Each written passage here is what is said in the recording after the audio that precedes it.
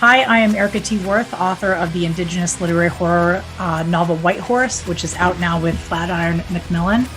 And it is about Carrie, who is an urban Indian woman who loves heavy metal and loves horror, but despises her mother because she believes that her mother abandoned her when she was 2 days old. And when her cousin Debbie discovers an ancient bracelet of her mother's, and Carrie touches the bracelet, her mother's ghost begins to haunt Carrie, and a monster invades her dreams, and Carrie decides that she needs to find out what happened to her mother after all. And some of the inspiration for this novel is urban Indian life in Denver, Colorado. And it's also just, my love of heavy metal and horror, which was something where I went to school in Idaho Springs, people loved. And it's also a love song to old Denver.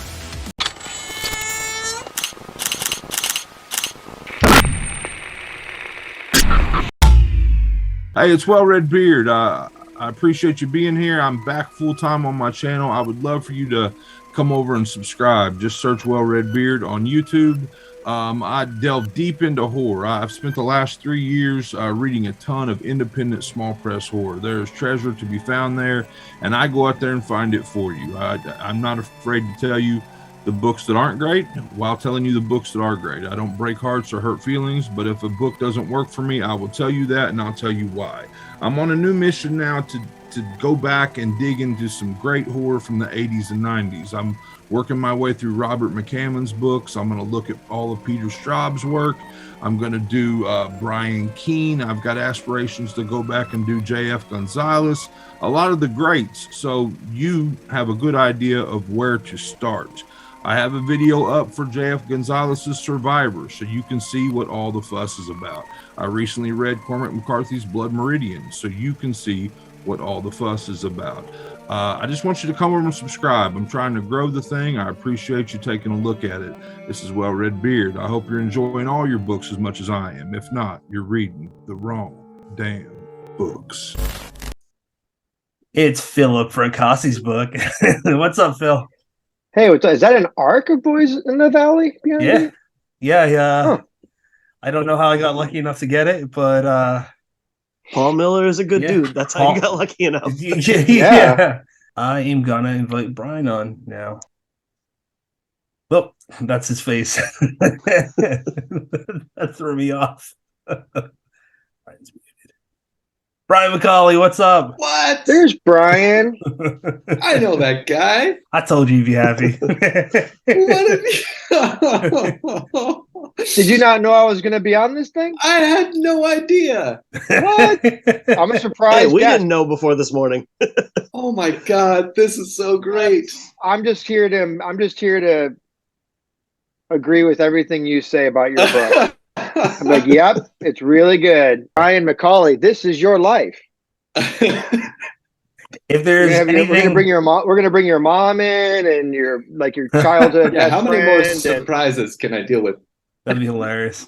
Just wait till you see what else we got lined up for you. It's gonna be Pat's like texting people as we speak. Pat's been working on it. Hey, Philip, really quickly before we jump in, congrats on that This Is Horror nomination for Beneath the Pale Sky. Yes. Oh, you beat me to it. Yeah. Oh, great collection, man. I hope it wins that one. So deserved. Yep. Thank you. And you guys got nominated for podcast, right? Yeah, we did. Yeah. We were pumped about that. I won that award for Behold the Void. Oh, awesome. In 2017. For that. I didn't know that. Yeah, Behold the Void won the story collection of the year from This Is Horror in 2017. That's really cool. I hope you double up. Go for 2 for 2 will be nice. Yeah, exactly. Nice. Welcome to Dead Headspace. I'm your host, Patrick R. McDonough, joined always by my co-host, Brennan LaFaro. Say hello, Brennan. Hello, everybody. Today we're joined by guest host, Philip Fracassi. It's been far too long, sir. Say hello. You caught me drinking my drink. Scotch. I did not time Patrick, that on purpose. Patrick, hello. Brendan, hello. Brian, hello. Yes, and today we have a lovely guest. He has Curse of the Reaper. It's a fucking great book, but we'll get into that later. Say hello, Brian. Hello, everybody. And you know what I'm going to ask you. What got you into horror? I do know. I feel like every time I answer a question like this, I tell a different story because there are so many different kind of tributaries that got me pulled in. Like And Heath Ledger in The Dark Knight playing the Joker. Yeah, Oh, he has a different origin story depending on who exactly. he tells. Which actually big influence on Curse the Reaper. But can I actually pause you? I forgot to say something. What's that? In the intro, because we didn't know that we'd be nominated, and I'm sorry to interrupt your story on your episode. Right. I forgot to talk about himself. It will it'll make it. I'm going to mention you too, Philip. It'll make it so much easier. I told him that not to do it, that it was self-aggrandizing. But you fuck you, man! You're the one that told me to do it.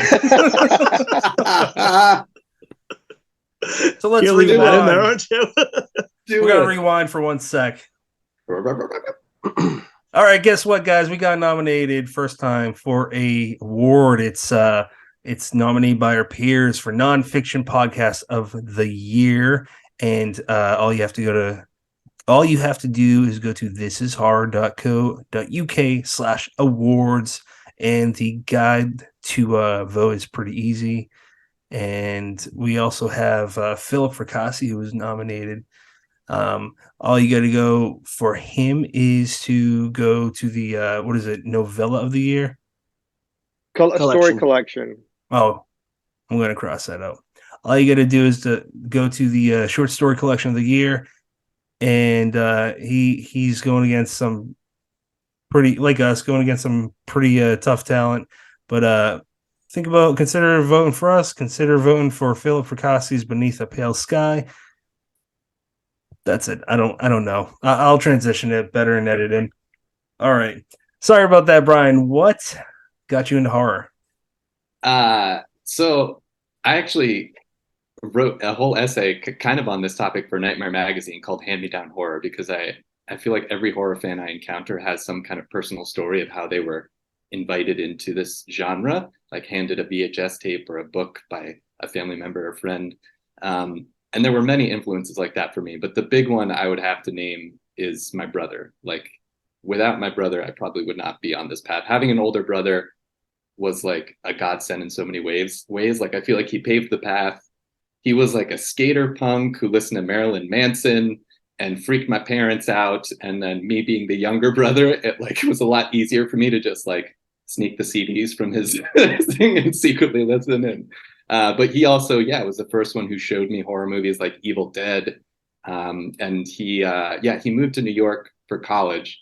And when I was in high school, I grew up in North Jersey, so I could take the train into New York, and we would go to Kim's Video on Astor Place, which does not exist anymore, but it was just this mecca of just VHS. Like, the walls were literally painted with posters of just old school movies. I love that.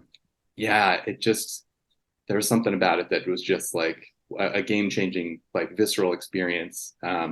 But yeah, definitely having an older brother who was into that kind of stuff and passing things down to me and saying, like, you have to check this one out, and if you like that, watch this next. It's huge. You make a good point, because we all grew up before what we experience in pretty much every section of the world now, which is a interconnected world instantaneously. And that's great and all, but some ways it's taken away rather, the oral storytelling, like a passing down of you got to check out this movie or that one. Because one thing that I didn't have an older brother, but I did have an older friend who was like an older brother growing up, and he got me into video games, and that led to some other paths. And I remember one way I consumed my media was through him. Like, I remember he sent me, or I was over his house, he had a CD, and he's like, hey, his older brother, he's like, I got Star Wars Episode 1 burned on here. I'm like, whoa, let's watch that. And another time when I first heard about The Matrix, I remember him trying to tell me about it, and I'll just keep it short and sweet. He confused the fuck out of me. He's like, it's about this world that we're really in, but we're not. And this is, you got to keep in mind, like, this is before, like, we had computers in class, but this is, let's see, this would probably be this is the late 90s. So like computers aren't super commonplace back then like they are now, and I'm only saying this for like younger people. So it was super confusing back then. But yeah, that's my story. Philip, please jump in, sir. Well, first of all, I need to ask you guys: is this microphone working? Because I'm talking right into it. I don't know. It sounds a You little can fuzzy. hear me? Can you? Can Is you this hear what me? Okay? drugs are like, man? My cat is Audio looking. listeners have no idea what's going on. I wish you could see. I'm talking. Oh well, for audio listeners, I'm talking into my cat's head. But if you could see my cat's expression right now at me, it's pure. It's pure hate. It's pure like, okay, I'm gonna let it go for now. But when this is over, you and me, we're gonna have a conversation. That's look at that cruel. That's pure cat. That's feline. Yeah. If that was a dog, Yeah, it'd be I'm not going to talk different. about how I'm not going to talk about how old I am or whether or not there are computers in my school. 29. But we'll just suffice to say that I had computers when I was in high school. Yeah, but I'm a lot older than you guys, so I'm I gonna be learned It's 34. interesting because, like, and I kind of touch on this in the essay too, of like, I do miss that time before when it was pure word of mouth and the time like, before. I guess this secret society kind of thing. But like with the advent of social media, we just have kind of accelerated versions of that connection where like, I mean, we wouldn't be here without it because like I connected with Philip through Instagram and he told me about your podcast, and your podcast is passing down horror to all the listeners. And so there's a much wider reach of it that can then turn into personal connections. So there's at least an upside, I think, to the technology of it all. I honestly don't know if I would be a published author if it wasn't for social media. And I'm not saying that, I'm being serious, because I met authors who I never would have met, and they got me they helped me with advice and how what they were doing, and communicate with me and put me in touch with other people, and yeah, I've met in the just everything that I have done has been rooted in social media, and obviously you have to have the talent to back up those kind of breaks or whatever it is. But I don't, but it's, back in those days when you were like, when everything was via snail mail or whatever. And it was just, and everything was so slow, and you had the big writer's market book that was, 3 inches thick, and you looked up an agent, and then you sent them a query letter. And then 3 months later, you got a postcard with a reject stamp, and you didn't know any writers because you couldn't meet any writers unless you were a writer and you went to like conventions and stuff. But if you were hadn't published anything, that was very difficult. So social media has totally changed the game. Sure. And I think that's one of the reasons we have, personally, I feel like there's a lot more diversity in writing now, and I feel like there's a lot more indie writers now, and I feel like that's because great voices and talent is finding a way, whereas before a lot of those doors were hard to find, much less open. Yeah, I agree. Yeah, absolutely. Go ahead, Brandon. I don't even think it's like weird to say. I wouldn't be a published author without social media. I mean, I don't even think twice about it. And I think there's probably a lot of newer published authors who probably have that same kind of feeling, which is, why when Twitter looked like it was going to shut down a couple of weeks ago, and who knows, it still may. God only knows what it's going to do. That's scary, because you do kind of build your platform on it and rely on that to a certain extent to, speaking for myself, sell my meager pittance of books via tweets and Instagram posts and whatnot. All right, I want to take it back to Brian. First of all, big shout out to mom and pop video stores who did not care if you were 17. Yes. I guess today kids can just turn on streaming services and they don't ask for ID. But man, like, a lot of fond memories of the store a block from my house that did not give a shit what I wanted to rent, no matter how young I looked. I am actually really interested in, you have a BA in horror theory, which I would not have guessed was a thing. And I want to hear a little bit more about that. That is it's not a thing because I created it. So I went to the NYU's Gallatin School of Individualized Study, which is basically a school where you can kind of create your own major. And then at the end of 4 years, you kind of have to put together this big, you have to defend it essentially in a colloquium with multiple professors, and you have a reading list, and you kind of explain what the fuck you've been doing for the last 4 years. So I think my full concentration was creative writing and horror theory. So I was taking fiction writing classes pretty much every semester, and also screenwriting classes, film theory and film analysis classes, and then also all of the things that I was interested in as a horror writer. So psychology, sociology, literature, just anything where I could kind of look at the genre through different lenses and try to figure out like, what's the history of this genre? What is it about people that like, what draws people to it? And yeah, I gratefully like classes popped up for the 4 years that I was there that were just like fit perfectly. Like I took a class on horror cinema, and I took a psychoanalysis class where I wrote papers about Twilight Zone episodes, and yeah, just really dug deep into my love for the genre. And it was really, I mean, it's very funny now to like look back and be like, that I'm doing the thing that I studied, like that's for sure. Yeah, yeah, it's more than most college graduates can say, right? Yeah. I'm not doing it with my degree.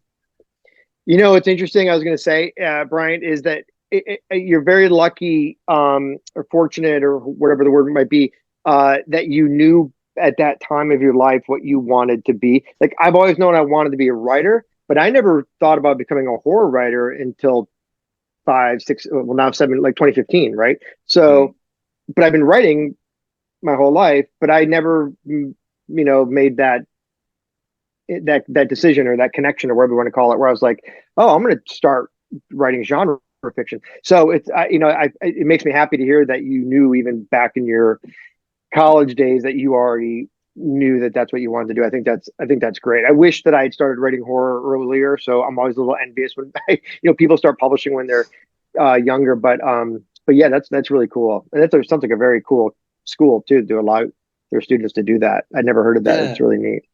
It's cool. It's because they like the school itself has its own courses they're called interdisciplinary studies. So like they're just kind of like I took a class called Guilty Subjects, and we examined the concept of guilt by studying court cases, reading nonfiction, fiction, and just like digging into this like thorny subject, religious texts, just like pulling in all the different disciplines and like grappling with these like big questions. But then of course, I had access to like Tisch Film School, and I knew, for me, I was actually more focused on becoming a filmmaker. Like I shot my first film on 16 millimeter back in high school, but then that experience, I was like, actually making movies and production was way too anxiety inducing for me, especially like directing them. And I was like, I'm more interested in the storytelling aspect of it. So I focused on screenwriting and creative writing, but I never in college really attempted to write a novel. Like I really focused on using creative writing as a way to strengthen screenwriting and focus on that heading into grad school. But I'm grateful that it's now come full circle, and I had that practice with the fiction writing classes. That's amazing. I would love to know how you two met each other, because I messaged Philip today. I was gonna shoot him a text, and then I was like, "It's 7:30 here. That means it's 4:30 there. I'm not gonna get killed by him from all the way back there." That's a no. I've learned that in the past. With other, I would have killed you if you had texted me at 7:30. Yeah. So I just messaged him. He'll send that cat after you, man, and it's mean looking. Yeah. I'm allergic, so it would win. But I did that because, and I told Philip I'd tell him this when we were recording. But the reason is because when I asked you, Brian, how you heard about the show, I'm not fishing for compliments when I do that with people. I genuinely don't know. Like, I have analytics on the podcast, but it doesn't break it up beyond like it's from this audio directory or whatever. Like that does not give me personally sufficient enough information where I can be like, how do I target that? How like how would someone come about it? So long story short, that's why I got Philip on, because of the connection with you two. He's got the cover blurb on your incredible book, Curse of the Reaper, and we genuinely love Philip. We had him on first for season 1 and I don't think he gets enough credit for this. Not that he did it for that. I'm going to beat you to that one, Philip. But horror writers for Black Lives Matter, that was a big deal, and that hit over $25,000 in, I think, a week, maybe 2. That's how I first found out about him, and it'd be nice to have him back on before we ended the season. So all those reasons is why we got him on now. But I would like to know why, or rather how, you two met. Yeah, I just like cold DM'd Philip because when my book sold to Talus Press, I looked and saw like what other books are they doing, and I saw Philip's book was A Child Alone with Strangers was coming through them, and I read Beneath the Pale Sky and fucking loved it. He absolutely ruined the Santa Monica Pier for me forever. I can't look at it the same way ever again without utter terror striking into my heart, and I live very close to it, so that happens often. I feel like I live like equidistant between Santa Monica Airport and Santa Monica Pier, so it really, you just like trapped me in terror. Yeah. He triangulated you, man. Oh shit. Yeah. I guess I shouldn't reveal too much. But yeah, so I just reached out to him through Instagram, was just like, hey, we both have books coming from this press. I would love to kind of pick your brain about publishing because I'm totally new to it. And he was kind enough to meet up for a coffee and chat and share his experience. And I was incredibly grateful for it because, and also we both strangely have written Lifetime movie thrillers, which was another point of, I was just like, what are the chances? Yeah, was your movie produced by Mar Vista, by the way? I keep meaning to ask you that. Yeah, it was. Okay. I did. Holy shit! 5 movies for Mar Vista. Yeah, and yeah. So to meet a horror fiction writer who I admired, who also was a screenwriter, who also lived in LA, was a really great kind of, because I was coming into this community like not knowing anybody. That's how we all come in, man. Yeah. For the most part. And this even Ronald Kelly. I know that. Yeah. I know him well enough to say that. I didn't have, and this was through Instagram because I did not have Twitter at this point. I had never been on Twitter, and I, decided to join to see if I could connect with more folks that way. And I'm grateful that I did. But yeah, Philip was the first one who really took the time to sit with me and share his experience, and mentioned your podcast and a few others, and encouraged me to go to StokerCon, which was the best decision ever. So very grateful for that recommendation, because that's where I got to really meet people in person, and got to speak on some panels like with Jamie Flanagan and with Grady Hendrix and everybody. It just like grew from there, of just like everyone I've encountered in this community has been so supportive, and it's all grown out of that. So that's so cool. I gotta ask, Philip, I didn't even think about this until now. Why'd you mention ours? That's again, I don't know how to gauge it, and I'm really grateful and thankful for that. So thank you. And again, he's not fishing for compliments. No. I'm really not. I generally feel like I'm kind of dumb and don't know stuff when I should, so that's why I'm asking. Plus, you got a great podcast, by the way, which you should mention.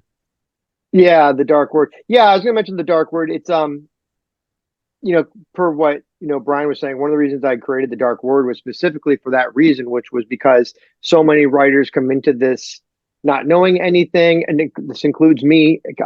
I wish when I pitched The Dark Word to Audio Hopper, I said, I was thinking in my head, I want to do the kind of podcast that I wish had existed when I was first starting out, that told you what to do and not to do, that gave you advice on how to promote yourself, that talked about agents and publishing and editing and all that kind of stuff. So that's what I wanted to create. And I've done 2 seasons, and I think that's probably all I'm going to do. But the second season is in the can, and it's going to come out basically now. I think there's like I want to say at least 6 more episodes that need to come out that I've already recorded.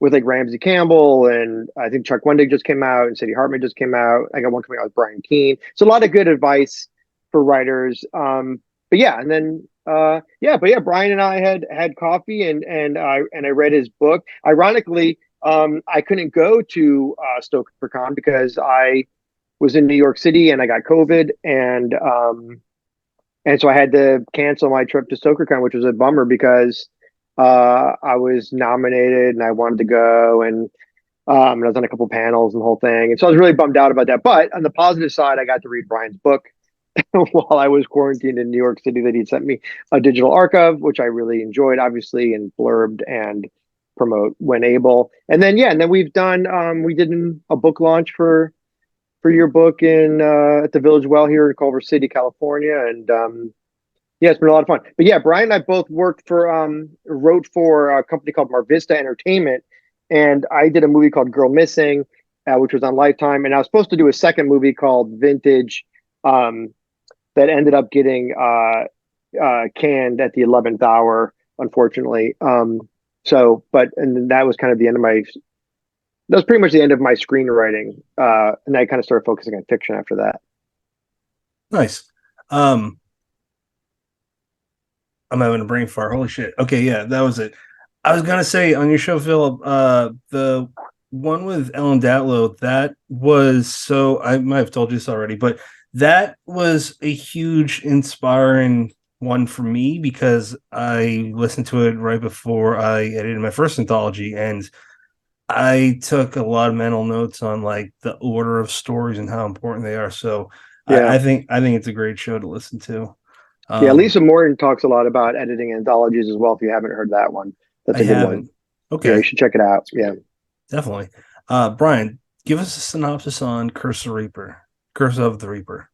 So, Curse of the Reaper tells the story of Howard Browning. He's an actor, like a classically trained theater actor whose big break in Hollywood was in the 80s playing the Reaper, which is a slasher villain and a slasher franchise that went through the entirety of the 80s, 8 films. And the story picks up in the year 2005, and Howard's now in his 60s. He's a bit washed up, just going to kind of low-level conventions to sign autographs. Fans aren't really coming out the way they used to, and he's a bit lost until he discovers that the studio is rebooting Night of the Reaper, but they are kicking Howard to the curb and recasting the killer role. So the role is now being taken over by Trevor Maine, who used to be a sitcom star as a child in a Full House type show, but now he's more infamous for being in tabloids and struggling with addiction and being in and out of rehab. But he really wants to, change up his image by playing this dark role. And as Howard fights to reclaim his legacy and take the role back, his mind starts to sort of meld with the monstrous character that he brought to life. I want to hear, Philip, from you, and then Brennan, and then I'll go what you thought about the book. I hated it. Without going into spoilers. Finally. I can't believe you put that on the cover. I was reading it on my iPad, and if it wasn't $1,000 iPad, I swear to Christ, I would have smashed that thing. Smashed it to pieces. I would have spat upon it, and then I would have cursed it. That was the blurb would just be like spit dripping down the cover. No, Brian would be going like, "There's a blurb in there. I can pull something." Yeah. No, I loved it. Of course, I loved it. I blurbed it. I think I'm on the cover, which surprised me. Brian gave me a courtesy gift copy of the book, and I don't think it was until I got home that I was like, "Oh shit, I'm on the cover of this book," which is cool. Hell yeah. No, I loved it. I thought it was really original. I thought it was such a spot on, perfect blend of psychological horror and slasher horror. And there's some really fun things that Brian does, like in the book where he has like excerpts of screenplays of those movies that kind of go throughout the book that I really loved and thought was really genius. And another thing that we talked about it a lot, but the other thing I really liked about the book was just because I'm kind of this way. I'm a very character-driven horror writer. Everybody's a character-driven horror writer. I didn't mean to offend anybody, but I enjoy really fleshed out characters, and I tend to really focus on characterization when I write. And what I liked about Brian's book was how interesting the characters were, and the fact that even and how fleshed out the characters were. And I also thought that the minor character, the secondary characters, are really fascinating as well, like the deal with addiction and there's a female character that deals with a sort of what's the word I would use, where she sort of feels kind of locked into a relationship that's sort of based on sort of a Nightingale syndrome almost thing, where she keeps coming back to a guy who treats her terribly. And so there's a lot of interesting things going on in the book besides just like the horror story aspect. And the other thing I really enjoyed about it was how you never really knew what was real and what was not real for a good portion, for big portions of the book, as it pertained to what Howard was thinking and what was really his voice, what was really supernatural voice, what was just kind of madness, what was so and then there's some other dark stuff that happens that you don't see coming. So yeah, I thought it was a really complex story. I thought it was a what could have been a very simple, obvious narrative that was turned into a very complex, very deep psychological dive into some really fascinating characters. So I adored the book, and I know it's doing really well. So it doesn't surprise me at all. Brennan. Thank you. You know what? There is so much that Sorry, Philip Brian. said that what?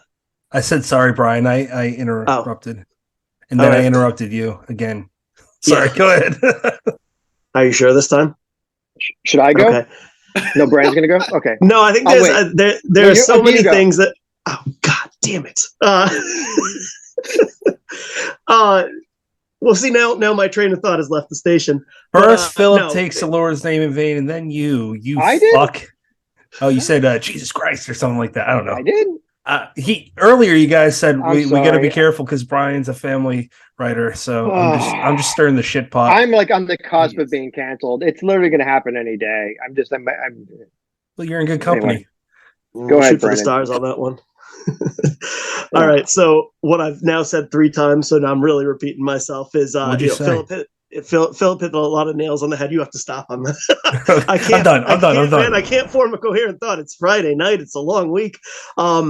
I loved it though. I absolutely loved this book, and I heard Brian talk on Chance Forshe's podcast, Terrifying Tomes of Terror, and it sounded like something that would be interesting. So I reached out to Brian for a signed copy, and he was nice enough to send me one.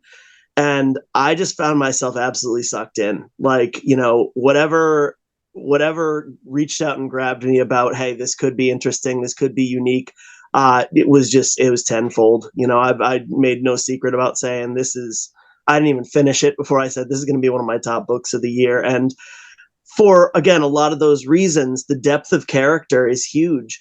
The psychological aspect of Howard, and that kind of almost like hint at dementia and what's real and what's not. And there's absolutely a very emotional aspect to it that almost takes you by surprise. This is just my interpretation, but it almost read like with Trevor. Trevor's almost set up so like when I first meet him, I think he's going to be a little bit more intentionally two-dimensional, and he's absolutely not. He's every time he shows up in the story, it's interesting, and I'm hooked, and I want to see what happens next. And you know, frankly, that's the best thing that a story can do for me, is I just can't turn the pages fast enough because I need to know where it's going. Obviously the inclusion of like the screenplay and like the mixed media aspect only serves to enhance that experience and just tell the story from, you know, these different angles. And, you know, it adds a little bit of lightheartedness to it. Like some of the like, you know, one-liners and stuff from those scripts are just like, they're priceless, man. They're a lot of fun. So I'll stop rambling. I'll throw it to Patrick. So this goes back to what we were saying. I agree with everything you guys said about how lucky and grateful we are with the modern tech and how it's afforded us opportunity, as well as really globally bridging different walks of life, diversity in every sense of the word, unlike when we were growing up.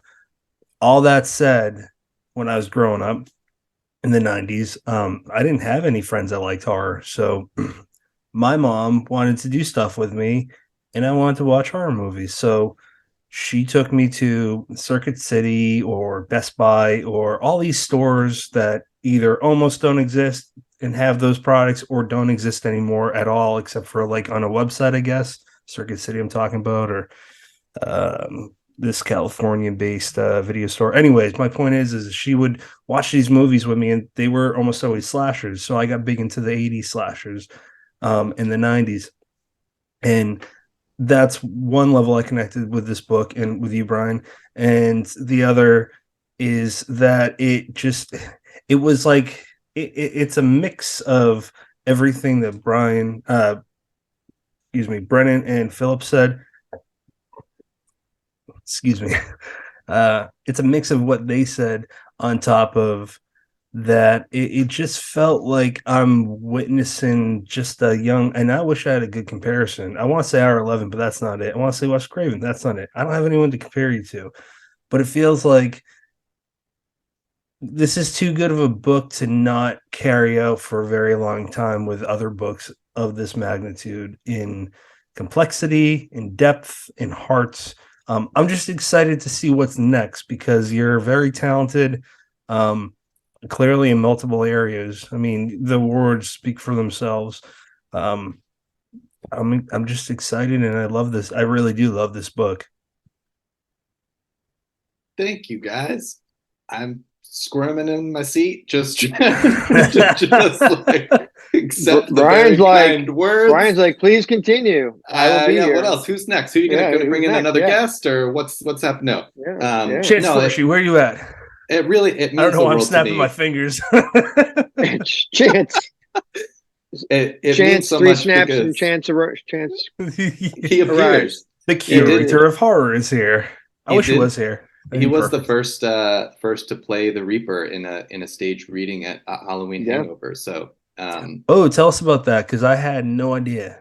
Yeah, it was great. It was at Barnes and Noble Libby Place in Virginia, where James and Tiff are super big supporters of the horror genre, and they gathered a bunch of authors and did readings and panels. And I decided for my reading, since it was the first reading where it was enough people to pull it off, I decided to stage the very first screenplay segment, and I cast Nat Cassidy, Rachel Harrison, Chance Forshee, and Michael Seidlinger in the roles, and it was incredibly fun. It was a delightful way to do a little stage performance.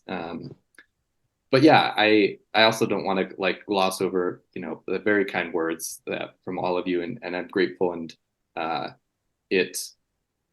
feel like I had a lot of imposter syndrome coming into fiction writing as a screenwriter, and there's always that voice of just like, are you sure you can pull this off? Are you sure that you can do this? And it took a lot of, it's weird. Being a writer requires a lot of just like commitment and almost a delusional level of self-confidence at certain times, to just be like, I can do this. I can make it better every day, just chip away at this thing and make it better and better and better. And it's a very slow process, as you all know, of when you start with a first draft and just try to keep getting it better and better. But I'm grateful that it got to the point where it became an actual book that people are reading, and it's very surreal to have people read it and reflect things back. Like, to me, it's fucking pure magic. It's really such a strange, like, when I do the full zoom out, I'm gonna sound like a really high Los Angelino here, but like when you like zoom out and you're like, I just arranged 80 something thousand words in a certain order, and then I hand that to somebody else and they read it, and then they talk about this imaginary character that I invented and we all have in our brain. Like, what are we doing here? It's maddening. I think that's probably what the theme of the book is too, that like on some level creative work is almost supernatural, to me at least, and I kind of wanted to dig into that in a very literal way in the book, I guess. I figured out what book and what author you reminded me of. It's been fucking killing me. Richard Shizmar's Chasing the Boogeyman. And I will tell you exactly why. I mean, take away the fact that you both are very, very nice people and really goddamn smart and good at what you do. But as authors, And with those books specifically, I'm no expert in the field, so take my word for whatever it is. But if Shizmar totally redefined the true crime genre with that book, and that's not coming from me. That's coming from people that are smarter than me with this. But it feels like you did that with the slasher genre. Um, you just did something where, like Philip said, it could have been pretty straightforward and two-dimensional. It wasn't. What you did was you tackled a lot of really scary things that we face in real life. Like you have your main character who I thought of Tony Todd and Doug Bradley because they have these new repraised movies where it's not them anymore.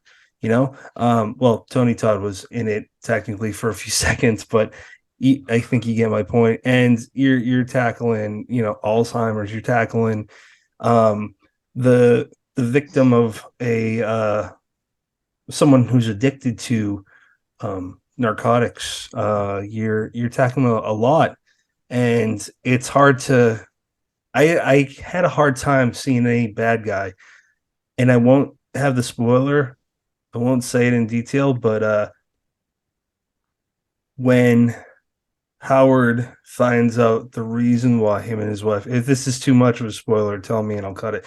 When he finds out the stark truth about him and his ex, I didn't know how to react as a reader.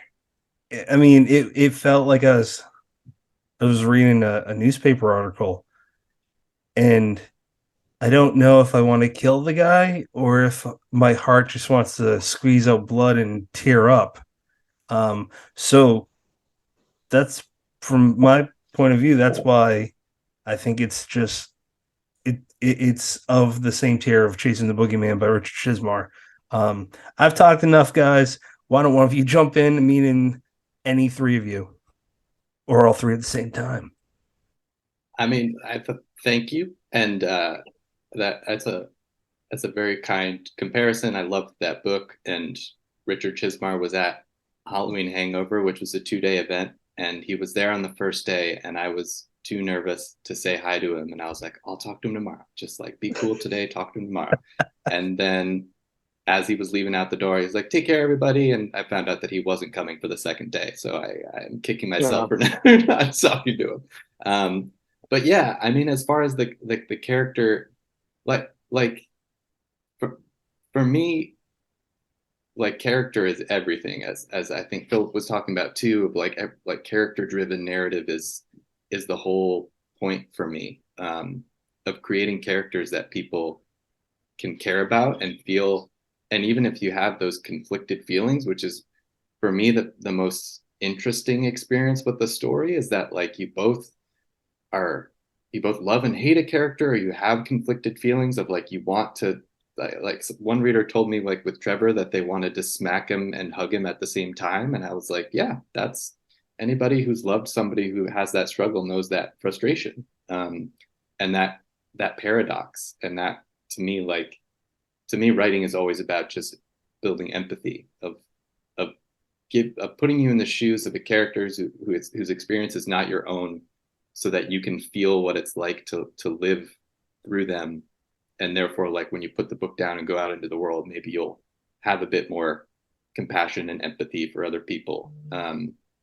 So for me, like that's always the goal with going deeper and more complex with characters and getting into the thorny subjects of their kind of inner turmoil, because I think that's where the most interesting stories come from. Yeah, and perfectly executed. So you mentioned that this story kind of bounced around for like a decade, and I kind of want to hear how it ended up coming to fruition. If there were plans to adapt it in film, to write it as a screenplay, and if there were, what changed your mind? Yeah, so it started as a film screenplay. That I first wrote in 2011. I got my MFA in film at Columbia back in New York, and this was the final script that I wrote there. And it was like a calling card when I moved to LA and had meetings with it. Producers read it and liked it. A lot of feedback, and not a lot of the plot has changed. The biggest change in the book is just that I got to go a lot deeper psychologically, and that Trevor's story got to flesh out and to make it a full two-hander, whereas the original script, he was a much smaller role, I would say, but the actual plot has not changed much. But a lot of feedback that at least a few producers were like, essentially said, can you just cut out all the character development and turn it into a straight up slasher? Which is like what you guys are saying of like the premise, you could do the 2-dimensional version of it and you could see that as like a direct to DVD movie. It'd be forgotten. Yeah. I'm sorry to say, but like that would not be a memorable one. What you wrote is memorable. Thank you. And I that's why I kind of didn't have second meetings with those people and just decided to like shelve it. I'm grateful that I got work as a screenwriter and have produced film and TV credits. But yeah, I reached a point in my screenwriting career where I just kind of hit a wall of disillusionment. The irony is that, again, I wrote this script over a decade ago. I had never even visited LA. I never had an LA meeting before, like a Hollywood meeting before I wrote it. And then cut to like, a decade later when I was just deeply disillusioned with working in Hollywood and could not bring myself to do another pitch on an open writing assignment, could not bring myself to write another spec screenplay. I was just like, fuck this. I'm so tired of it. And that's when, especially after hearing like everybody only cares about IPs, you have to have an adaptation. And I was like, maybe I just take a step back, and that script that I love, at the time it was called Monster Man.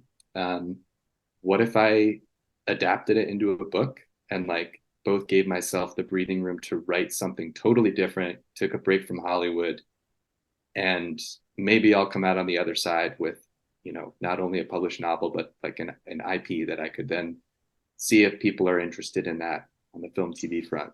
Can you tell those that, sorry for interrupting, can you tell those that, because I didn't know about this until when I was listening to This Is Horror with Brian Keene. I didn't know what IP was, and that's really important. And also, I would like to hear from you, and Philip, please jump in too, because I know that you have experience with this too. Can you please make it clear how important it is to never give those rights up? Because I don't have experience with that, so I would like to hear from people that do. Yeah, so IP stands for intellectual property, and when that's used in Hollywood terms, it's often referring to a book, a video game, a comic book, something that already exists as a proven, entity that has made money on one front, and can therefore, if it's adapted into another medium, has ideally like a built-in audience and is therefore, through Hollywood's eyes, more of a sure bet. So it is, as anybody who looks at like what movies are coming out like can see, that's a pretty common occurrence. But yeah, Philip, if you want to talk to more about the right stuff too, I don't know. Yeah, so it's interesting because, well, first of all, I was going to comment on your last point there, which is that I have multiple scripts that I've adapted into novels because I was like, I love this idea. It's a great idea. Nobody wanted to buy it as a movie, as a straight movie script, but but now that they're novels, I'm getting option offers. So. Yep.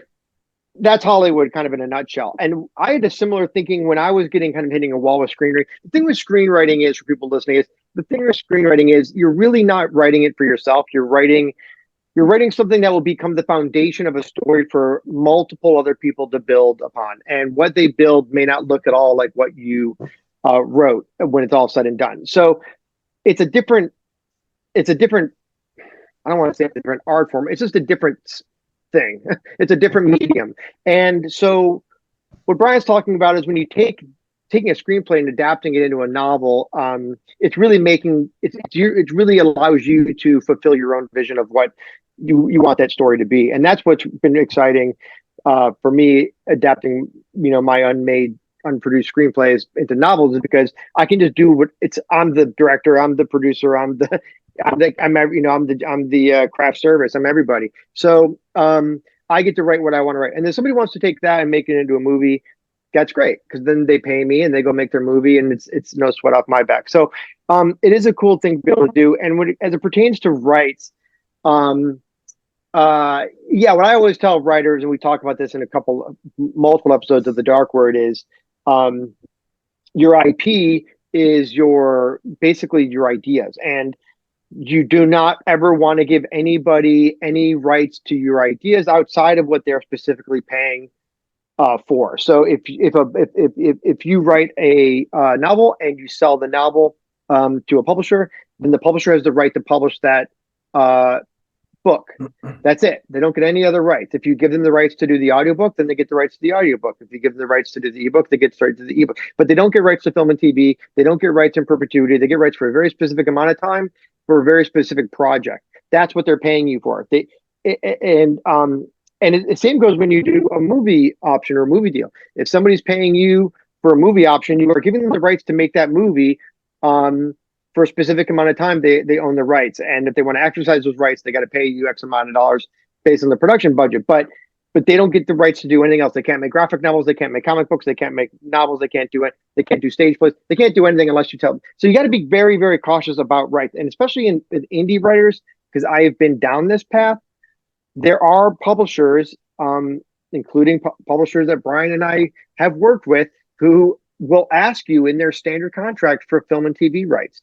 And it is the slyest, most sleazy, dirty, underhanded thing that you could put into a writing contract, because they have nothing to do. One has nothing to do with the other. Right. So just be careful when you're giving away rights, when you're signing contracts. Be very cautious about all the things that are in that contract, but be even more focused on what rights you are giving that entity or individual to your work that you created, that you own. And that's kind of what you got to be careful. That's when it comes down to rights. So you just want to be very careful about that, because people will try and exploit you, especially if you don't know any better, if you don't have an agent or you don't have a lawyer that you work with. There are people out there who will try and take advantage of you. So you just got to be careful about that sort of stuff. If you see that in a contract where a publisher is trying to get rights for something else, like the film and TV rights, would you pull out of that? Not pull out. Would you just say, I'm good, I'm going somewhere else? Or would you just would you ignore it or scratch out that clause? Or how would you handle that? I'm asking for myself, but I'm also asking for... You just carve it out. Because whenever you do a contract, you have, I pray to God, a representative who's helping you on your side, protecting your interests. So whether it be a lawyer or an agent. So if you have a contract that if a publisher sends you a contract, it's a negotiation. Then you go back with your version of the contract, and depending on how out of line the original deal is, will affect how much you have to push back on. But for them, so it kind of depends on most publishers that I have dealt with are pretty good about saying, look, we just want the rights to do the book. Everything else is yours. And here's how much we're going to pay you. And that's great. But there are a couple, you just gotta be careful. That's all. And it's the same, like I said, it's the same with option agreements. You can sign an option agreement for a short story or for a novel. And these things are can be anywhere from a page to 20 pages.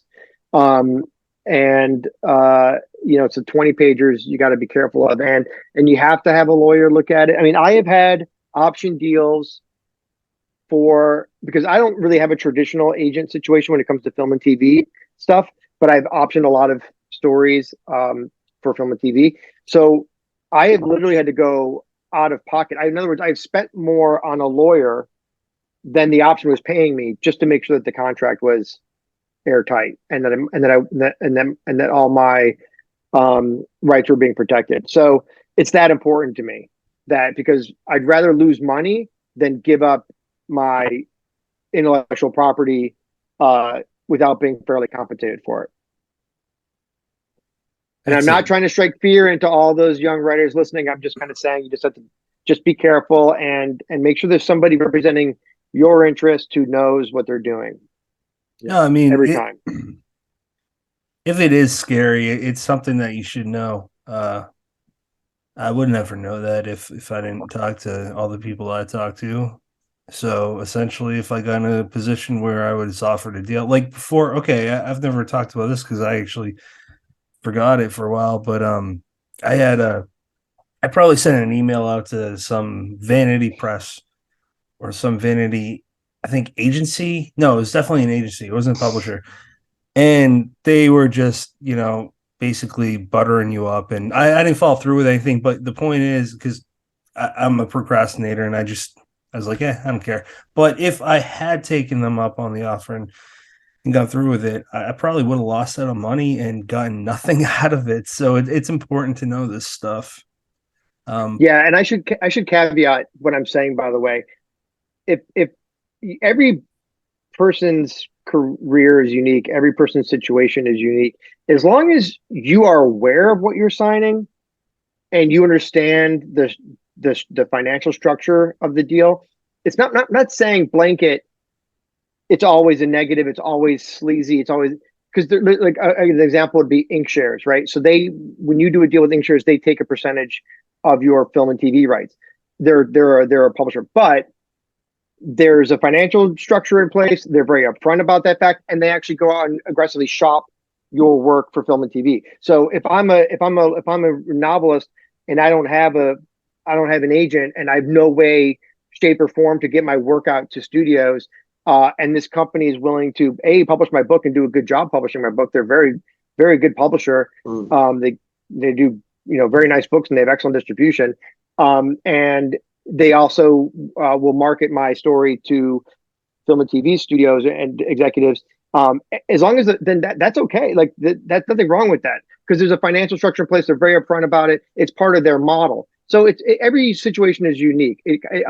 So I just don't want to make sure I'm not coming up as like saying if you see it in there, it's automatically bad. I'm just saying be careful and know what you're signing and make sure there's somebody representing you, your interests, so that you are fully aware of what you're giving up and what the financial structure of that is. But I don't want to get too into business and stuff because we're talking creatively about Brian's wonderful novel, which is about a slasher come to life. So I don't want to bore everyone with and all about how horrible the business of being a creative is. Right. I mean, screenwriting is not a great. I mean, look, here's the thing with screenwriting. You can make a lot of money doing it, and it pays very well especially if you get into the WGA or if you're getting hired. You don't have to have a produced screenplay to even make money. You can get paid to do rewrites. You get paid to do punch ups. You get paid to do a draft of someone else's work, and the money's really good. But as far as like in my personal opinion, as it pertains to like ownership of your artistic expression, I much prefer fiction writing. I'd much rather write my own novel or story and have somebody else option it and hire a screenwriter to do their version of that story versus write my own screenplay and then hope that somebody makes it, because I think it's just my personal preference. That's why and like Brian said, it can be depressing writing screenplays after a while, because publishing is a tough business too, but screenwriting is a different kind of tough business. You're more of a hired gun. You're more of a tool, in the toolbox, versus like, you're the owner or the landlord and and the head janitor of whatever it is you're creating. Yeah. So I was just to add a quick personal anecdote on that front of so one of my Lifetime movies was called Nanny. It was the very first film I got paid to write. It's called Nanny Cam. It's a Lifetime movie. Sounds like a porn. So you can probably, but you could do that version. But it's a Lifetime thriller, so you could probably fill in the blank. I mean, And Still sounds like a porn, man. It was very successful. It was very successful, I guess, especially overseas. And so the company came back and they're like, hey, like, do you want to do a sequel? Because they're asking for a sequel. So I was like, great, let's do a fucking sequel. And I wrote a sequel. It was like more of a spiritual sequel. It wasn't the same characters because we couldn't get the same cast, but wrote the script because you're a writer for hire. And then you give it to them. And they ended up deciding not to make it a sequel, deciding to make a bunch of other changes, and every word of the script was rewritten. I still haven't watched the movie because they did send me the final script, and I was like, this is not mine, but I am the sole credited writer on that project because those are the rules in terms of getting paid. And there's an IMDb review of the movie that says Brian McAuley should never be allowed to write Lifetime movies again. And they detail. Well, at least they kept it to Lifetime movies. Yes. And they detail all You're like, the no plot. shit, dude. Yeah. They detail all the plot elements as to why. And I'm like, none of that was in the script that I wrote. But I don't know what, like, as a writer for hire in this town, it's just you get paid to do the work and then you hand it off and then it goes through the machine and so many cooks in the kitchen, and sometimes you get credit for things you didn't write. I mean, TV's that way too. I mean, it's an entire writer's room, which is great. The ideal version of a TV writer's room is it's a bunch of people putting the best ideas forth, and the final version is even better than you could have imagined. But it's a wild industry compared to and again, that's one of the reasons that I turned to fiction writing, because if somebody reads Curse the Reaper and is like, Brian McAuley should never write another novel again, I will honestly feel way better about that than somebody who's saying about a movie that that's not the script. At least you had control. Yeah, exactly. I'm like, that's fine. If it wasn't for you, that's fine. But I know what I wrote and I stand behind every word of it. But yeah. So we had we recorded, I know but I was listening, we recorded David J. Scow, the season finale episode. That's 2 episodes from now, last night. And he was actually talking about the Writers Guild and how if you're in, it's pretty awesome. You get a pension and whatnot. And he was also mentioning, because I looked at his IMDb and I'm like, wait a minute, you are uncredited, it says, as a screenwriter for Nightmare on Elm Street 5. He goes, yeah, and the story it's a short story, but Skip and Spectre got the job, and the final product was one line, and they got credited for the screenplay. And Skip, and I'll say this because he publicly said it last year, fucking hates the movie. It's nothing like they had it. He shit all over it. I like it. It's not a very good movie. I like some of the earlier ones better, but my point is if it's not for hearing these stories from you guys, I would never know that. Yeah. No, I would never understand, because I'd like to write some screenplays myself, but I talked to you, Brian, personally about that. I don't fucking know. So I talked to you and some other people that know. But the business end, it sounds like it's something, if you don't love it, don't even try. Don't even try it. Yeah, I mean, if you can get WGA, that's a Writers Guild. And if you can get in the Writers Guild, it's a different kind of situation, because when you're WGA, when you're union, first of all, it's very hard to get into the WGA. It's not just producing movies. You have to produce movies that are WGA movies, meaning they have a certain budget, meaning you're getting paid a certain amount. That's WGA minimums.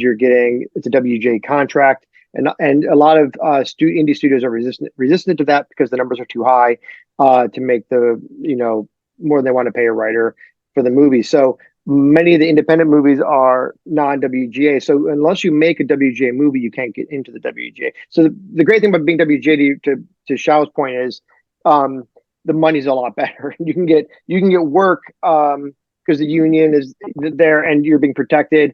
And if you're doing even something insignificant as a rewrite that takes you a couple of days, you can get paid, your year is kind of made. So it's a different animal than publishing. Publishing is much more, it's just a lot more, I would say, guerrilla. I mean, you're just kind of but to Brian's point, it's you own it. It's you, it's your art.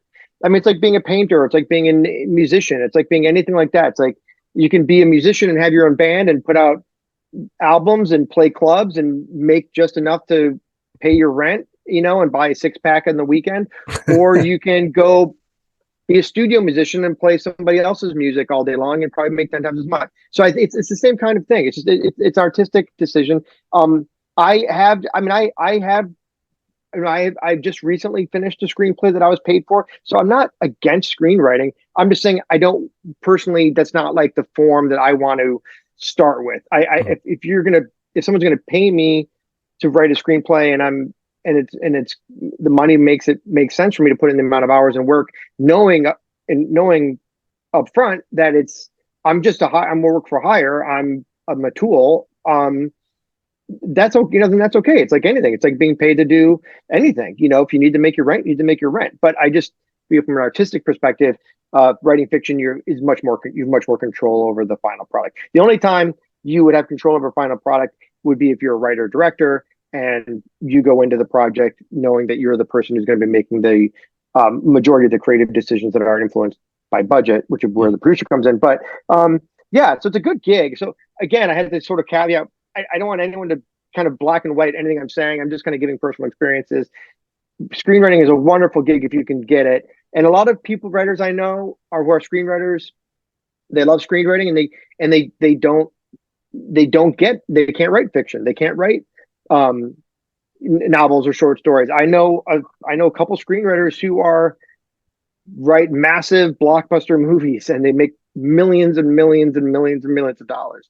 And I've had one of those guys say to me to my face, like, I would give anything to be able to write a novel like you do. And I'm like, I would give anything to have your tens of millions of dollars. So, so it's kind of like, so it's just, again, it comes back to your personal situation, what your personal goals are, what you personally want to accomplish, what you love, don't love doing, all that stuff. I mean, everyone is unique, but this is just information to kind of do with, to have in your quiver, as it were.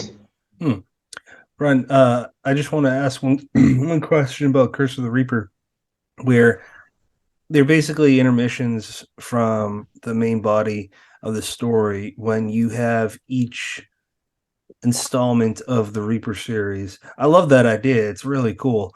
And if the way I was seeing it in my head was just kind of like you got these different clips and you can show the focal points of that movie, like if it were a movie, which I hope it is because I would love that. But you could show the focal points of those movies within the movie, and there you got like nine movies in one movie. That's pretty cool concept. But first off, I love the fact that the last one's in space because that's really the joke for all people that like slashers, right? I mean, like Jason X is probably I don't know why they made it, but I think it's awesome because it's so goofy.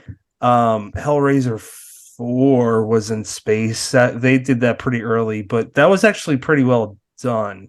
The space part was weird, but the when you go back to the beginning of the Cube, that was neat. But anyways, my Leprechaun 4.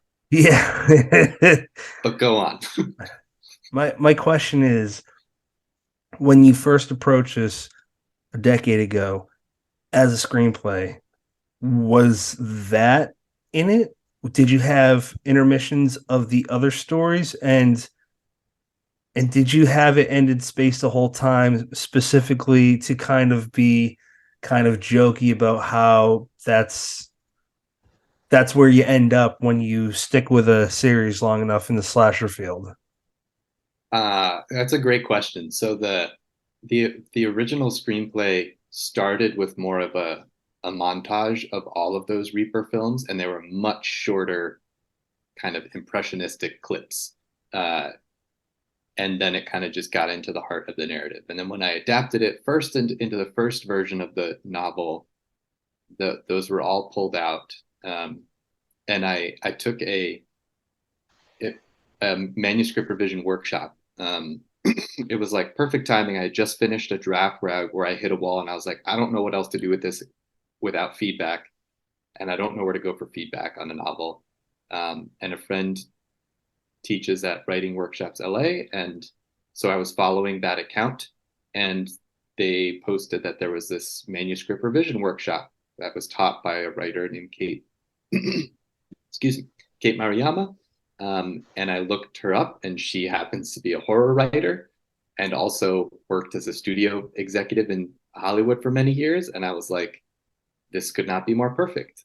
So I took the revision workshop with her, and one of the pieces of feedback where people wanted more Reaper in the story. And that was when I realized, and I had already broken it up into 8 parts. And I was like, it's one of those things where you realize that you've already set yourself up for something, and that like you kind of catch up to what your unconscious was already doing. And I was like, oh, I created the space to put them in. So that's exactly where they're supposed to go. No one got that. But when I first drafted it, they were not screenplays because,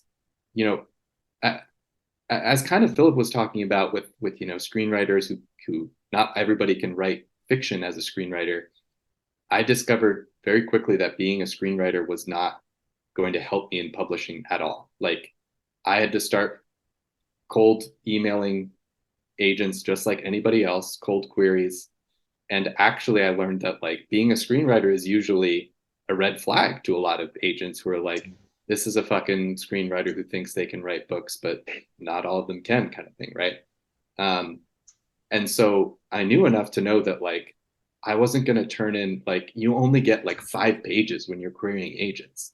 So I wasn't going to query an agent with the version of the book that you read, which the first 5 pages would be screenplay pages. And they'd be like, what the fuck is this clown? That's funny. Yeah. So I drafted them all just as like a fiction format. Like I named them as script, like clip from the film, but I drafted them as in a fiction format. And gratefully, after the book sold, my editor was like, hey, these kind of feel like they want to be script pages. You know that we can do that, right? That's a good editor. Like, yeah, let's do that, please. That's what I would like to do. So yeah, I was delighted that I had that opportunity to just embrace what they were always kind of meant to be. And the goal with them was twofold, like to get more of the Reaper slasher stuff in there, because the narrative is more psychological horror than it is slasher until the last maybe quarter of the book.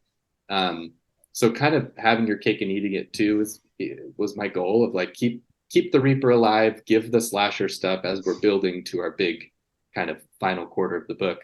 And also to contrast how over the top, as you were saying, those Reaper films get. They add, as Brendan was saying, they add humor. They're very campy. And I thought that it provides a nice contrast to when the violence actually happens in the book narrative of Howard and Trevor's story. It feels much more real compared to, the Reaper ripping heads off and doing his shenanigans. When people start dying in the book, it's like, no, this feels different, hopefully. Nightmare... I agree with that 100%, Brian. Was Nightmare on Elm Street, that series, was that kind of the pattern that you were trying? For me, that's what it felt like, where the first one's terrifying. And then the second one is kind of like the first one. And then it starts to go towards the jokes with the one-liners. That's why I felt like it was kind of like a Nightmare on Elm Street. Yeah, it was. So like I mentioned, the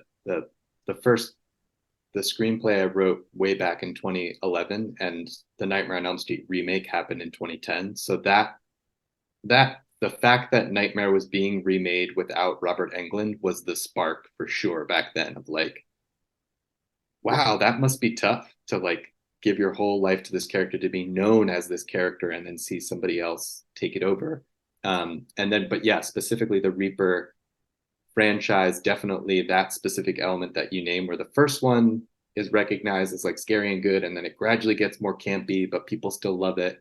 But definitely I drew a lot from Friday the 13th and Halloween franchise as well, in terms of there are nods to like the Cult of Thorn from Halloween, and Jason X in space is definitely a Friday the 13th nod. So there are lots of little Easter eggs in those film clips to all three of those, the big three franchises, I would say. But I knew that with the Reaper that he had to be the verbal, quippy villain, because it just was too much fun to not go there, as opposed to, you know, Michael or Jason, who are silent. Because yeah, the narrative has Howard, you know, hearing the Reaper's voice. And also I just am a sucker for puns and wordplay, and it was just too much fun not to do that. So very cool. All right, so we keep calling it a slasher, but now we've gotten into talking more about how it's a Hollywood horror. So semi-related, I'm curious, what is your opinion on reboots and requels and legacy sequels and all that? And I also want you to talk some shit. Tell us the best and worst. Oh no. You can't make me talk shit. That's so mean. Who don't Absolutely. you like in the writing community? Yeah. Talk about canceled film. Let's end on season 3. Who would you like to burn bridges with? Look at my cat. Look at this. He just won every writer's like a cat nerd, and you know, you just won him back for us. Thanks, bud. Yeah. Sorry, my cat's asleep for those who are not watching the video. Oh, I didn't. At this point, you got to tune over to the video. I mean, yeah. There's you lots of cat you didn't notice my sleeping cat on my desk in front of me? I knew you had a cat there. I didn't know it was sleeping. Well, yeah, he's asleep. So Brian, wait, I don't want to interrupt. I want to hear who Brian hates. Son of a bitch. Brian, is it hard to smile this much and secretly talk shit with us about all those people? Just joking. I'm making shit up.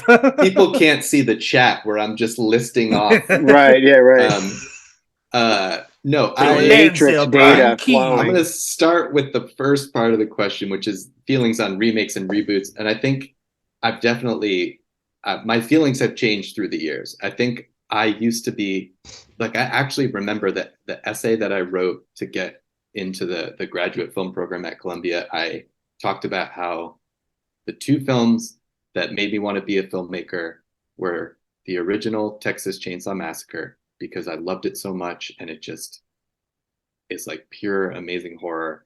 And the other was the 2003 remake, because I did not like it and it made me angry and it made me want to make a better horror film. And my feelings have softened since then. And I talked about this extensively on Talking Scared, but it's funny that now the new Texas Chainsaw Massacre reboot that just came out on Netflix, I fucking loved it. I thought it was so much fun. And I just, you know, I think a big part of it is that now that I've worked in Hollywood and I know how hard it is to make a good movie, that I just feel a lot more forgiving. And so everything that I watch, I just kind of look out for, even if there's like one scene where I'm like, that was really well executed. That was fucking great. I love that moment. It can be like worthwhile for me. Because there are movies that say that they were written by me that I have to take that same approach with. I'm like, well, that scene was good. So, and also like, I'm kind of like anything that, you know, this book is, you know, Curse the Reaper is very much rooted in like the legacy of these iconic characters. And I just love that they keep getting like a volleyball, like keep getting like pushed back up into the air of just like Brian Fuller is now going to do a Crystal Lake TV show. And I'm like, sure, why not? Let's just keep seeing where this goes. Like, and that's another reason that I wanted to do the Reaper film clips, was because, as you were kind of saying earlier, like each one kind of hones in on enough, like a specific moment that gives you a taste of what's different about this Reaper film. Because I love that about these franchises, is that like Friday the 13th Part 7, they're like, let's throw Carrie. It's Jason versus Carrie. She's a telekinetic teenager. Why the fuck not? And then the next one's like, let's send him to Manhattan. Even That's though my most, favorite like, one. Man, most of it is on a cruise ship because they couldn't afford. And I love that shit. It's just like, I just love like the creativity of just like, how do we reinvent this, or how do we add a fresh spin? My least favorite remakes are the ones that don't at least swing for something different. Like the Carrie remake was so close to the original that they had to credit the original screenwriters, which, like, not just as based on the film vibe, but it was like, you guys just basically did the same screenplay. You didn't make enough changes to warrant this as being an original thing. And I think those are the examples usually that I'm like, what's the point if you're just going to do the same thing? Like, at least take a big fucking swing and send it into outer space, because that'll be different. Rob Zombie's 2018 Halloween, I think, is a great example of what you can do well for a remake. I thought it was interesting when Gus Van Sant remade Psycho. Yeah. And he literally, Vince Vaughn. with Vince Vaughn and Viggo Mortensen and Anne Hesh, I believe. And he literally did a shot-for-shot remake of Hitchcock's movie, which was in it. So in its unoriginal and its unoriginality, it was actually original in the sense that I don't think anyone ever been like, we're literally just going to make the exact same movie with different actors and in color. And what's incredible is, like, he got paid to make a movie that for him, I think, was like just an opportunity to learn and grow as a filmmaker, right? Like, who would not benefit from going through Hitchcock's movie and making it shot for shot and staging it all and like ingesting that? And then that's incredible. Good luck doing that with the birds. I don't know if the birds will ever get a remake. Or maybe it has and I just missed it. Who knows? But I don't think it's scary enough, for today's audiences. I mean, there's a lot of birds. I don't know. I just feel like today's audiences are gonna be like, yeah, so like. I think especially after. They're pecking their way through. Yeah. I can see some hellbillies just taking a gun and go, just bye. Yeah, I don't know I think the birds had its moment, which was, I believe, originally in Daphne du Maurier's story in Don't Look Now. Yeah, if I'm not mistaken. Isn't there a sequel though? I don't. There might be. And like I said, I might have missed it. I'm not really a big horror movie guy, so I don't follow a lot of the horror movie stuff. So yeah, the sequel to The Birds, they did the reverse of Alien. So instead of Alien to Aliens, it was The Birds to the Bird. Is that true? I'll see myself out.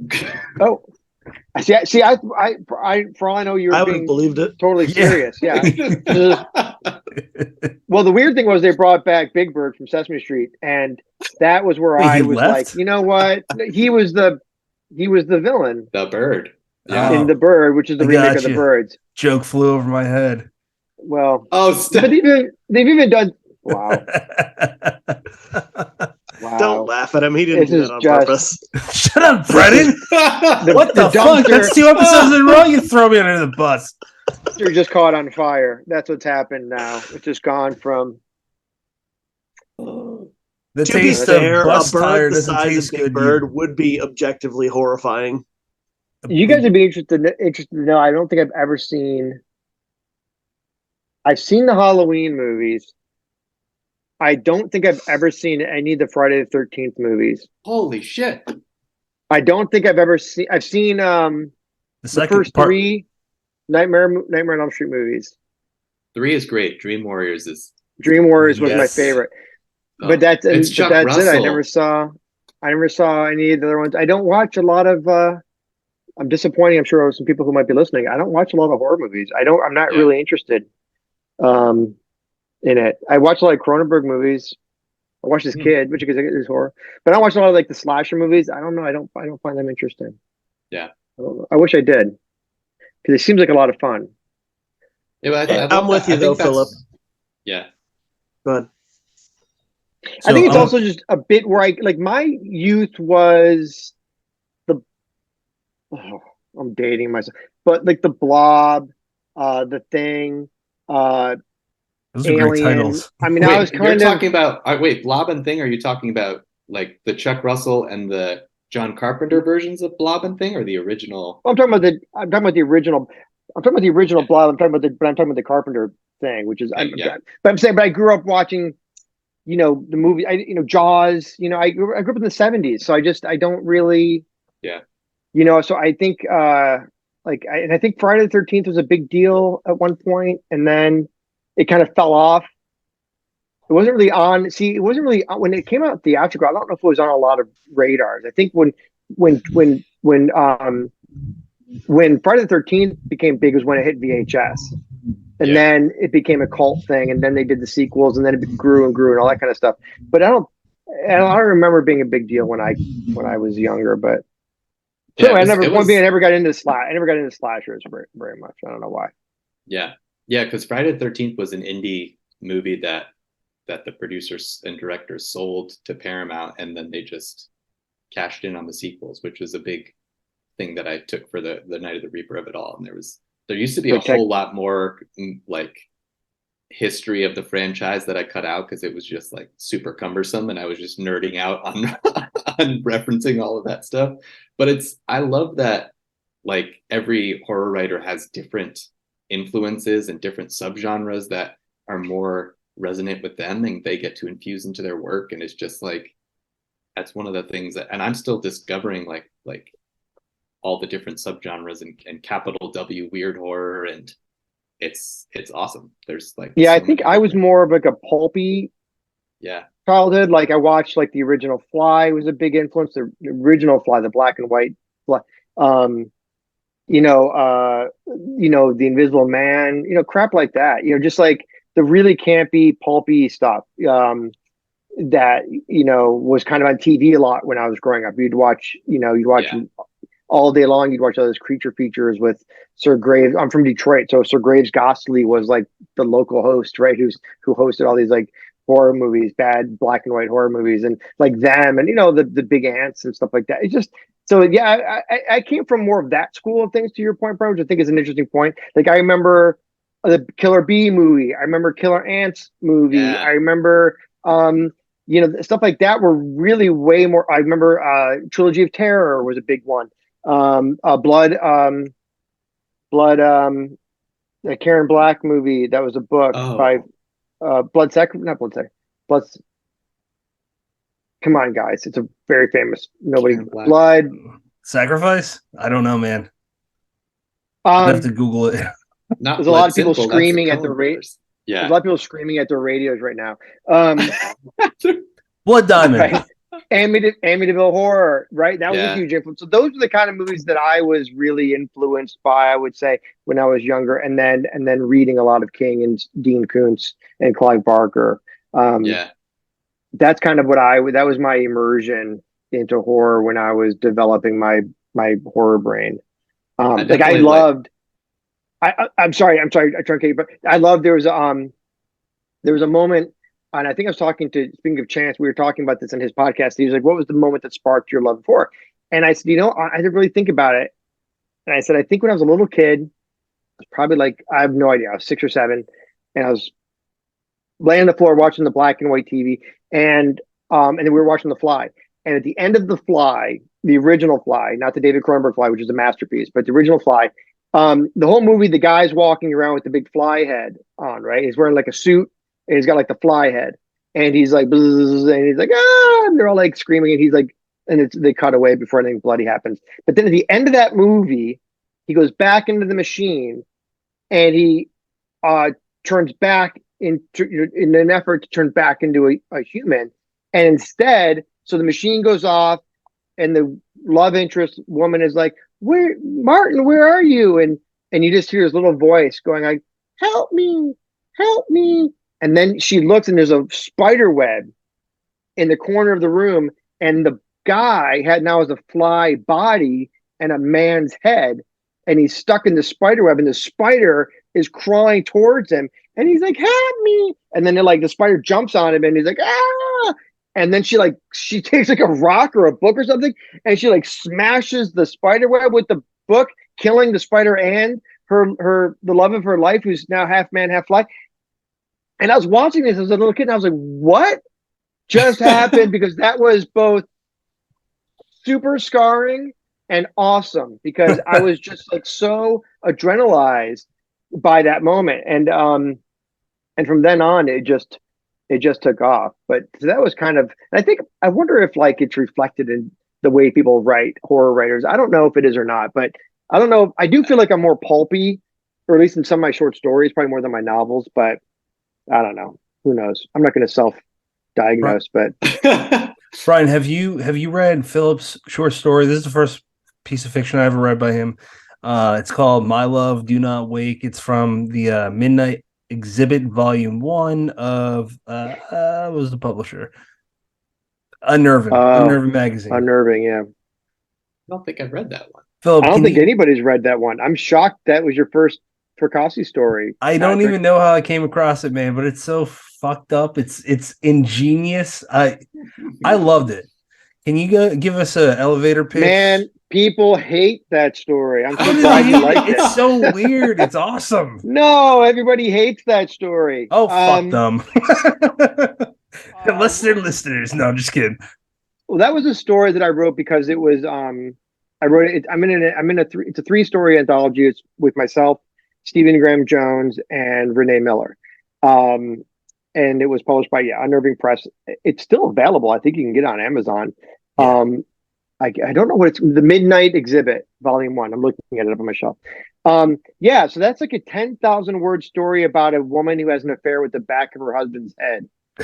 So 10,000 words. I love it. It makes so. It and makes I said sense. it to one. I said it to it? one guy. Who it is, and he was this. Okay, so this is a kind of a good story. So this guy says, "I want to publish you in my. I have an annual anthology. I'm using annual lightly, and I want to publish a Fracassi story. I'm a huge fan of your work. Huge fan. Can you give me a story?" And I was like, "Does it have to be original?" And he's like, "Yeah, it has to be original." I said, "Okay, I'll write." And he was just, "Give me the most batshit crazy story. I love your work. It can't go wrong. I'm so excited." So I'm like, "Okay." So I wrote that story for him, and I sent it to him. And 2 days later, he emailed me back and he said, "What the fuck is this?" And I'm like, "What do you mean, man? It's like I worked really hard on that. Like it's a 10,000 word horror story." He's like, I can't publish this." He goes, this is crazy." He's like, "No, I want like a horror story. I want like," and I was like, "It is a horror story." And he's like, "I can't publish this." So he didn't publish it. So I ended up publishing it with Unnerving. But I didn't know that part. That's hilarious. Yeah, and it's I don't know. I think you just got to, you go with your gut. I mean, it is what it is. It's like I write, all my stories are unique for the most part. They all have a different feel. All my novels have a different kind of feel to them. I wrote a couple horror novels, and that are all coming out. And then I wrote a science fiction novel. God bless my agent. She just rolled with it. She was like, "Great." She was like, "Just, you don't want to write another horror novel?" I'm like, "No, I want to write the science fiction novel." So I wrote the science fiction novel. Then I wrote a thriller. So I think you just gotta and I've written really pulpy, crazy, pulpy stories that are silly, and I've written like very dramatic, dark stories that are very character based. And I think that's the beauty of doing what we do in fiction, is you can do whatever you want. You can do whatever feels good at that time, and you might not publish it. People might hate it, but I think for the most part, I think when you are true to yourself and you're true to your voice, I think readers gravitate to that, and I think they respect that, and I think that they enjoy reading that. And I think we talked about Brian's book, and I think that's exactly one of the things that I think has one of the reasons it's caught fire a little bit is I think it's because it's a really unique voice, and it's a unique vision. And Patrick, you said it earlier, it's kind of a whole new take on the slasher genre that really hasn't been done before, at least not to my knowledge.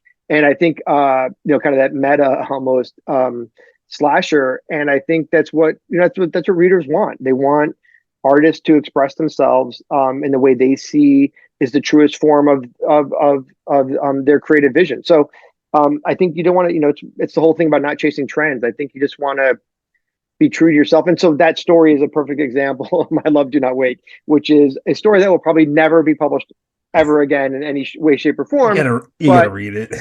but I'm glad you enjoyed it. Yeah. Yeah, sure. it was awesome. It's like the greatest thing about fiction writing is like there's the flexibility to play with different genres, different forms, from flash fiction to poetry to short story to novella to novel. Yeah. And there are no, and then also playing with perspective. Like I adapted a TV pitch that I never sold. I adapted into a short story that's essentially like an SOS. I adapted it into a second person kind of SOS call at the reader, and it was published in Dark Matter magazine, and now we're packaging it on the film and TV front, and it's like sci-fi but horror, and like I'm like, oh cool, I'm a sci-fi writer too, like that's great. And like just getting to it feels like to me just a much bigger sandbox than screenwriting. Because screenwriting you can only write in third person present tense, totally objective, and to play in fiction where you can just like go through all these different perspectives, different lengths. I'm working on a novella now and realizing like, oh yeah, certain stories fit that length way better and don't need to be stretched out to a novel. And I hope that there's more of that on the film TV front as well, that like not every story needs to be a 90 to 2 hour movie, and maybe we can have more kind of like Host, that Zoom horror movie that was the length of a Zoom session at like, it was like 45 minutes or whatever. And it's like, great, now that we have streaming, like things should just be the lengths that they need to be. We don't have to force things into these different formats. Jed Shepard and Rob Savage's Host actually did that really well. 56 minutes, I believe. Yeah, and you can also have like another thing, like as I'm sure Brian, conversations that you've had are similar to ones I've had with your work, is like, well, we can make this this can become a feature, or this can become a 30-minute episode of a TV show, or maybe this is going to become a 6-episode miniseries, or maybe it's going to become a 5-season TV series. Like you can kind of, and I think a lot of that ends up being a lot of it ends up being what the director is the one who really takes over the vision, and to Brian's point, can do creative things with perspective and things like that. The writer has to kind of always stay pretty traditional, because you have to understand it's not just one person reading your screenplay, it's 500 people reading your screenplay, and they all need to know what to do on the day. So you can't screw around with screenplays. Like the costumer needs to know what the costume is. You know what I mean? The locations guy needs to know what the location is. You can't be all like creative and artsy and weird in screenplays. You have to be pretty technical. So that's whereas the director can really do something. I mean, you can emphasize, or you can suggest, or you can hint at certain things, but for the most part, you got to stay pretty straightforward. So I think that's the director really is the one who is allowed to flex their creative muscle when it comes to like adaptations. But to a degree, you can choose your different formats, and streaming, to your point exactly, has made so much that flexibility even so much more profound now. With like, you turn on Netflix and you look at all these different horror movies or that you want to watch that night or whatever, and some of them are like, some of them are like 52 minutes, and you're like, what? And whereas in the old days, everything had to be 88 minutes. I think I'm getting that number right, because with commercials that brought it to an hour and a half, which was, or whatever it would be, or 2 hours, so that you could actually put it on TV with commercials. So that was like where this old school like number came from. Like the whole 90-minute movie is essentially because they can't have it more than 2 hours with commercials. So if it's ever on network TV, they can fit it all in. So that's kind of where that came from. That's it. Like there's no other reason for a movie to be 90 minutes. It just happened, and then that just became like the norm. And now movies are 3 hours, and some movies are, like I said, 50 minutes or whatever. So it's gotten a lot looser, but it's content is getting, and content distribution is getting pretty interesting in this day and age with what all is going on with streaming and online and YouTube and stuff like that. You can do a lot of different things now. So I just want to remind everyone listening or watching that We are nominated for the Podcast of the Year nonfiction. All you got to do is go to thisishorror.co.uk/awards. And also, don't forget to go to the Short Story Collection of the Year, where Philip Fracassi has his in there. And all you got to do is scroll down and see Beneath the Pale Sky by Philip Fracassi. I almost butchered your last name. Apologies, sir. Brian, what are you currently reading? I just finished reading White Horse by Erica T. Worth, and I think anybody who follows this show has heard her and heard about the book, and it's fantastic. It's such a wonderful blend of noir and horror, and it's just a really like palpable. It made me really want to go get a drink at that bar. And then I also just finished reading, and I've been shouting about this on Twitter, but Walter Mosley's book, nonfiction book, Elements of Fiction, which I'm holding up for the viewers. It's short. It's like 115 pages, and it's a really sort of conversational book about the elements of fiction. But it's just beautifully written and makes you really think about the form in ways that I found really incredibly inspiring. So definitely recommend that one. I love Mosley. Yeah, he's fucking great. He's really good. What about you, Philip? What are you reading? I'm cheating. I'm looking at my reading list. I just finished Winter's Bone by Daniel Woodrell, which was the Jennifer Lawrence movie, which was Southern Gothic. It was amazing. I immediately ordered like 3 more of his books. Such a beautifully written book. And I also finished a dark fantasy book called The Warded Man by Peter Brett, which I highly would recommend. Dark fantasy, I think it's called The Demon Cycle. There's 4 books in that series. I just read Bats Out of Hell by which is a Centipede Press reissue. And then some modern horror books I just read that I really enjoyed. I read Theme Music by T. Marie Vandelli. I don't know if you've read that one, Brian. That one was really good. And I read another book that I really enjoyed recently called Mother Thing. I want to get the author's name. I'm looking at my notes. Mother Thing, Ainsley Hogarth. Yeah, I really enjoyed that as well. And I'm just about to begin reading, speaking of Nat Cassidy, because you mentioned him like an hour ago. I'm just about to start reading Mary. That's next on my list. That's on my list, and my the new Mariana Enriquez novel that I can't remember the title of off the top of my head. I'm sorry. Is it Our Share of Night? Yeah, that's it. It's out in the UK now, so I bought the UK edition just so I could have it. I think it comes out in the US like in March or something. So but yeah, I'm gonna read Mary next, and then I'm gonna read that Mariana Enriquez book, which I'm very excited about. I was actually gonna bring that up. I haven't started yet, but that was actually my next book that I'm diving into, Our Share of Night by Mariana Enriquez.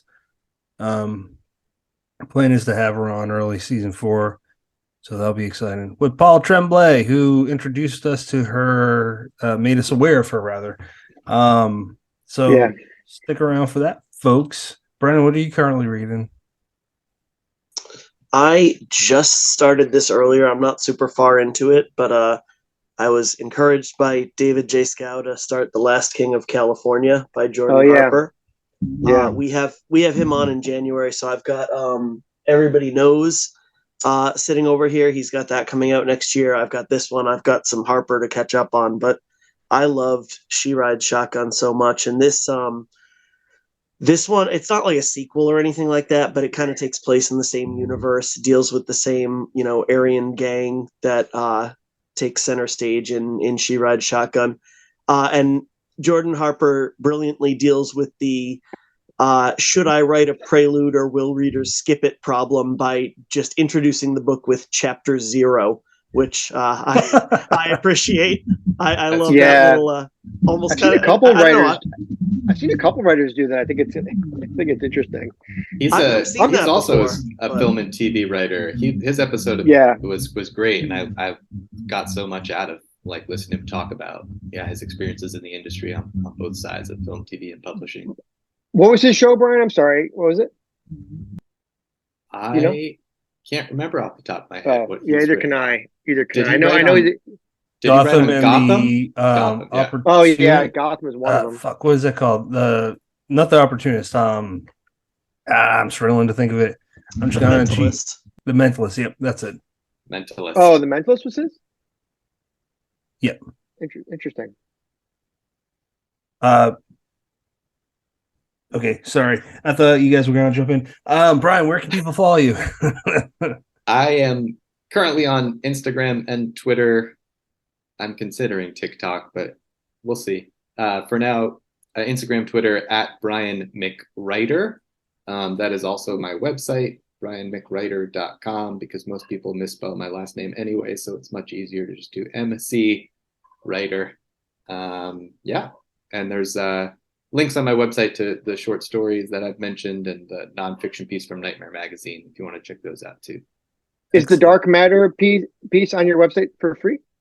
It is not for free. I think it's $5 for the PDF, but there's a short story in there from that Shortwave magazine published called Won't Last Long that I highly recommend people check out. It is about, I'm forcing in a pitch here, folks, but it's about a couple in LA who is so desperate for affordable housing that they move into a mausoleum in Hollywood Forever Cemetery. So I like to pitch it as like an LA rom-com by way of Creepshow. And that one's free to read, so check it out. And that is run by our buddy Alan Listufka. It is indeed. Is Shortwave the same guy that the same publisher that just did the Clay McLeod Chapman chapbook? Yes, the chapbooks. Okay. Yep. And I think I can say I got one of those. Yeah, in the mail. Mama Bird. Yeah, they're doing great stuff. And I think this episode is dropping on the 19th. Yep, 19th. I think the announcement's coming either today, the day this drops, or the day after. So this might be an exclusive. But I'm going to be doing a novella for Shortwave. Nice. I know he's already announced he's doing a killer VHS line of novellas. So novellas that are inspired by those 80s VHS vibes. And mine will be a Christmas themed horror novella. That's cool. Has been so fun. Nice. To write. Yeah. I'm going to buy that Dark Matter story, Brian. I want to read that sci-fi story. Thank you. Yeah, I hope you enjoy it. Or you could email it to me. Yeah. Can you please cut that out, Patrick? No, I want to buy it. I want to support Dark Matter. Which part? All of it? Yeah, Dark Matter. I mean, they've been fucking. I got $5. They're killing it. I got $5. They're like, yeah. Where can people follow you, Philip? I am on Facebook. I am on Instagram, which is at P Fracassi, and I'm on Twitter at Philip Fracassi, and my website is pfracassi.com. And Brennan, where can people follow you, sir? It is Friday night. I'll be home all weekend, so they'll have to wait until Monday morning and probably around the corner. I'll leave for work around 6:30. If there's slot. Okay, I muted you. Yeah, that joke's not funny anymore. You can follow Brennan at BrennanLaFaro.com. I muted you because you're echoing mainly too. It's driving me nuts. You can follow the show at Dead Headspace on TikTok, Instagram, and Twitter. Any final thoughts, Brian McAuley? I mean, I've been listening to the show for so long, so it's really a genuine honor to be here and chat with you guys. It feels very surreal. So thank you so much for having me on, and thank you for the wonderful surprise of springing Philip Fracassi on me. This is so great. I was gonna jump out of a cake, but we didn't have the budget. Yeah, Brennan, you can answer if you want. I'm not going to mute you again. What, for final thoughts or about Can I mute Brennan from my? Do I have the power? You cannot. You're not the host. But come on, man. Will he be wearing nothing but flannel when he jumps out of the cake? Philip, no, you can if you wanted. Come on. Philip, you're I the know I host. wear a lot of flannel. We don't need to make a big deal about it. The worst part is I live in Los Angeles. You'd think I wouldn't own a single flannel T-shirt, or shirt, but I do. I'm sorry, I interrupted Brennan's final thoughts. Oh, Philip, is this you're the my host final? now. I wasn't sure what you were throwing at me. So, all right, my final thoughts are, Philip, obviously we love having you on here, man. We any chance we can get to have you on here, whether it's to talk about your books or to talk about a book you loved, we're down to do it. And Brian, I'm so glad we got you on here. One of the last episodes of season 3. At least I'm pretty sure that's what season we're on. Yeah, I don't know. Patrick can confirm that. it's true. It's I'm 3. 100% going to check out that Christmas novella from Shortwave. Yes, And I really look forward to the Curse the Reaper sequel where they send him back in time to the Wild West.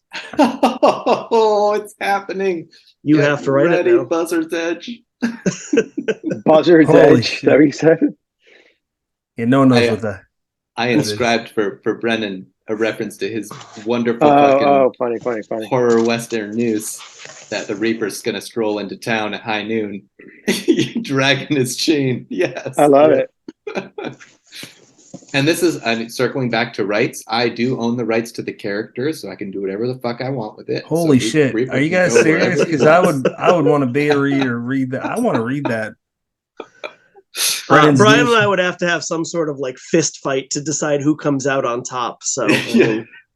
Well, when I was talking to Chance on the Talking Scared podcast, and he mentioned that he Wait, acted. Chance or Nail? I was talking to Chance on the Tombs of Terror. Which one? Tombs of Terror? Yeah. Is that Chance? Oh yeah, Tombs of Terror Terrifying podcast. Tombs. Sorry, I got mixed up. The Tombs of Terror. I've been on both in the last 2 weeks. I'm looking. Tombs of Terror podcast, and he mentioned that he played the Reaper.